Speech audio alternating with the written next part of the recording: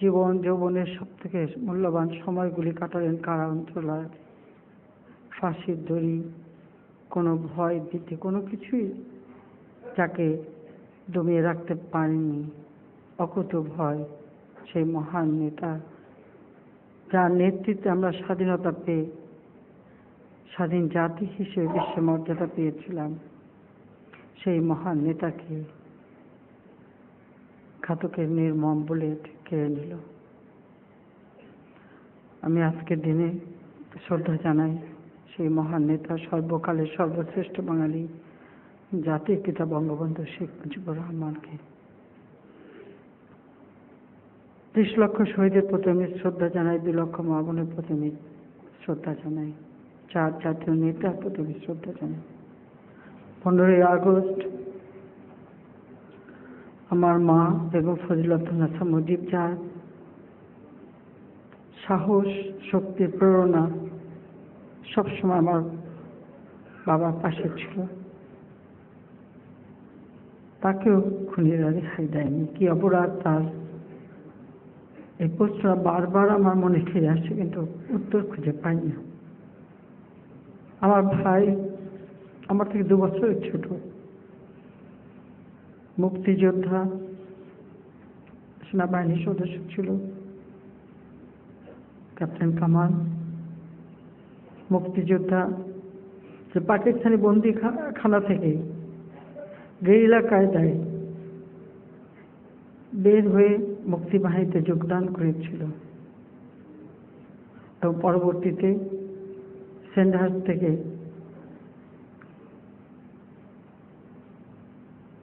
Training নিয়ে বাংলাদেশ সেনাবাহিনীতে যোগদান করেছিল, লেফটেন্যান্ট শেখ জামাল। তাদের 2 জনকে নির্মমভাবে হত্যা করে, তাদের 2 নবপরিণত বধূ। 1 মাস আগে তাদের বিয়ে হয়। সেই নবপরিণত বধূ, যাদের মেয়েদের হাতের রং তখনও ছিল, ঘাতকের বুলেট তাদেরকেও কেড়ে নেয়। আমার 10 বছরের ছোট ভাইটি, কি অপরাধ ছিল তার? জন্মের পর থেকে বাবার স্নেহ বঞ্চিত। 64 সালে তার জন্ম, 66 সালে আব্বা 6 দফা দিলেন, তারপরেই তিনি কারাগারে। ওই কারাগারে যে শুধু বাবাকে চিনত, বাবার স্নেহ ভালোবাসা, বাবার হাত ধরে স্কুলে যাওয়ার সুযোগ তার হয়নি। 71 সালে পাকিস্তানি হানাদার বাহিনী যখন আমার মাকে বন্দি করে, আমাদের সকলকে, ওই ছোট্ট শিশু রাসেল, সেও বন্দিখানায়, ওইটুকু বাচ্চা, সেও তাকেও বন্দি করে রেখেছিল। তাকেও ঘাতকরা নির্মমভাবে হত্যা করে। আমার একমাত্র চাচা শেখ আবু নাসের, তিনিও মুক্তিযোদ্ধা, নিজে অস্ত্র নিয়ে যুদ্ধ করেছেন, পঙ্গু ছিলেন, ঘাতকের দল তাকেও হত্যা করে। আব্দুর রাজ্জাক নেবাজ সাহেব, কৃষক নেতা, কৃষিমন্ত্রী, আমার বাবা সে যৌবনের স্বামী, সারা জীবন তিনিও ত্যাগ স্বীকার করেছেন। ঘাতকের দল তার বাড়িতে আক্রমণ করে, তাকে তার 13 বছরের শিশু মেয়ে বেবি, 10 বছরের ছেলে আরিফ, 4 বছরের নাতি সুকান্ত, ভাগনা রিন্টু সহ সেই বাড়ির অনেক সদস্যকে হত্যা করে। আমার আব্বা সামরিক সচিব ছিলেন কর্নেল জামিল, ব্রিগেডিয়ার পদে তিনি প্রমোশন পেয়েছিলেন, কিন্তু তার সেই পদ গ্রহণের আগেই যখনই তিনি শুনেছেন 32 নম্বর আক্রান্ত হয়েছে, যে অবস্থায় ছিলেন, ছুটে এসেছিলেন, কিন্তু ঘাতকের দল তাকেও ছাড়েনি, তাকেও নির্মমভাবে হত্যা করে। একই দিনে একই সাথে শেখ ফজলুল হক মনি ছাত্র অবস্থা থেকে মুক্তিযোদ্ধা সংগঠক এবং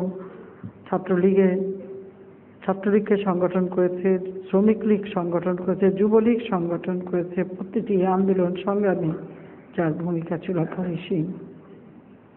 তাকে এবং তার অন্তঃসত্ত্বা স্ত্রী, তিনি আব্দুর রাজ্জাক নেবাদের বড় কন্যা, আমাদের ছোটবেলার খেলার সাথী, সেই অন্তঃসত্ত্বা তাকেও ঘাতকের দল রেহাই দেয়নি। শুধু এখানেই তো থেমে থাকেনি, এই ঘাতকদের গুলির আঘাতে মোহাম্মদপুরে কয়েকটি বাড়িতে গোলা পড়ে, সেখানে প্রায় 13 জন মানুষ নিহত হয়। অনেকেই সেই সময় গুলি খেয়ে আহত অবস্থায় এখনো জীবমৃত্যু হয়ে বেঁচে আছে। একই দিনে 3টি বাড়ি তারা একই সাথে আক্রমণ করে এইভাবে হত্যাকাণ্ড চালায়।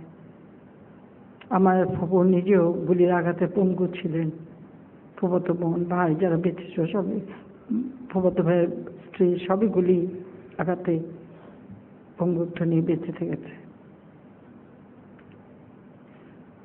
আমি এখনো খুঁজে পাই না কি অপরাধ ছিল, কেন এই হত্যাকাণ্ড। এই হত্যাকাণ্ডের যদি আমরা বিশ্লেষণ করি, আমরা একটা জিনিসই দেখতে পাই, এই হত্যাকাণ্ডের একটি কারণেই ঘটানো হয়েছিল। যারা এই দেশের স্বাধীনতা চায়নি, বাংলার শোষিত বঞ্চিত মানুষ শোষণ বঞ্চনার হাত থেকে মুক্তি পাক, তা যারা চায়নি, যারা বাংলাদেশের সেই মহান মুক্তিযুদ্ধের বিজয় চায়নি, বাঙালি জাতি বিজয়ী জাতি হিসেবে প্রতিষ্ঠিত হবে, সেটা যারা চায়নি, যারা আমাদের মহান মুক্তিযুদ্ধের বিরোধিতা করেছিল, জাতীয় এবং আন্তর্জাতিক শক্তি, তাদেরই ষড়যন্ত্র চক্রান্ত ছিল এই হত্যাকাণ্ড। তারাই চেয়েছিল